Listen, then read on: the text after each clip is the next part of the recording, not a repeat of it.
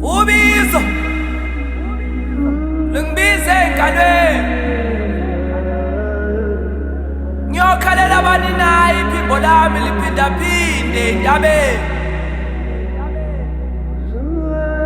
Ngithi inyawo zami ngibeleze kulomhlaba nemsini Ngifunana noxolo engalweni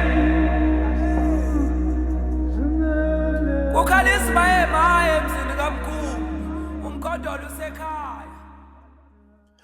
Sawubona to you, sawubona to yours, from one great spirit to another. Igama lami uThulane Malevu. Welcome to Ubizo.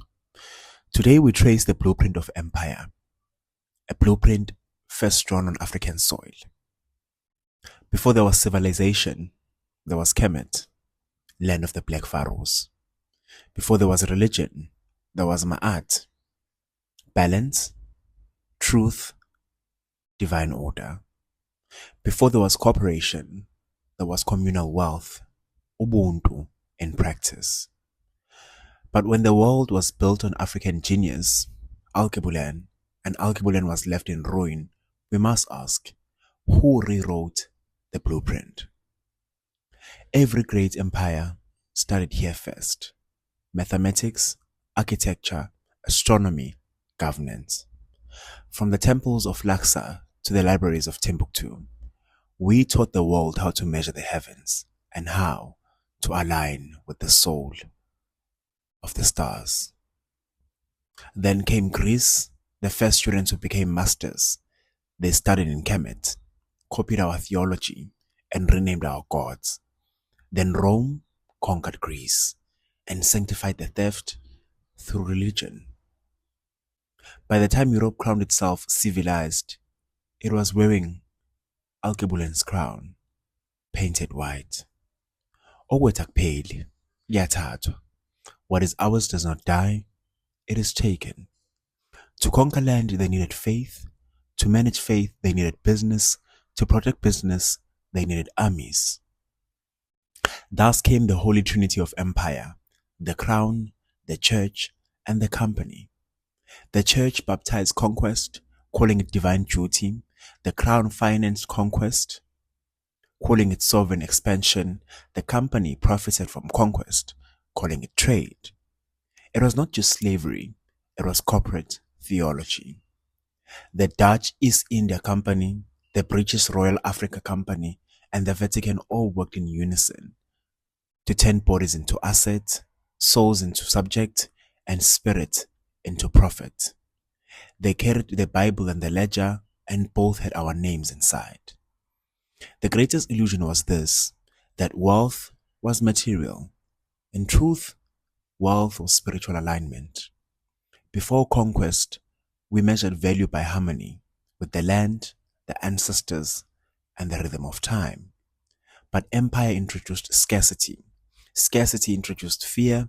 Fear created greed, and greed became the economy. They redefined spirit as sin, land as property, and labor as salvation. So when children of Alkebulan work for masters, they call it discipline. When children of Alkebulan work for themselves, they call it laziness. And the pattern persists today in how we worship, how we spend, and how we serve. But the tide is turning.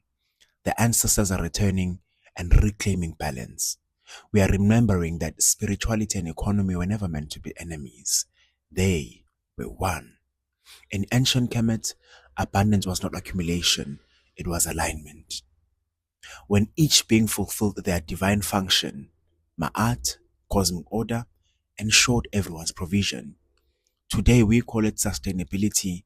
Our forebears called it Isintu, Ubuntu, Ma'at. The system is collapsing because it was built on competition, not connection. We are rebuilding from the soul up, sacred business, conscious wealth, spirit-led innovation, the return of communal prosperity. The blueprint was never lost. It was merely hidden in plain sight. In our art, in our rituals, In the geometry of the drum beat, every rhythm is a formula, every ancestor is an archive, every story is a seed. We are the descendants of architects of eternity, and eternity is calling again. This time, we build not pyramids of stone, but pyramids of consciousness, aligned, awakened, and free. They built their empires with our wisdom, but we are rebuilding the world with our spirit. We are not returning to the past, we are restoring the timeline.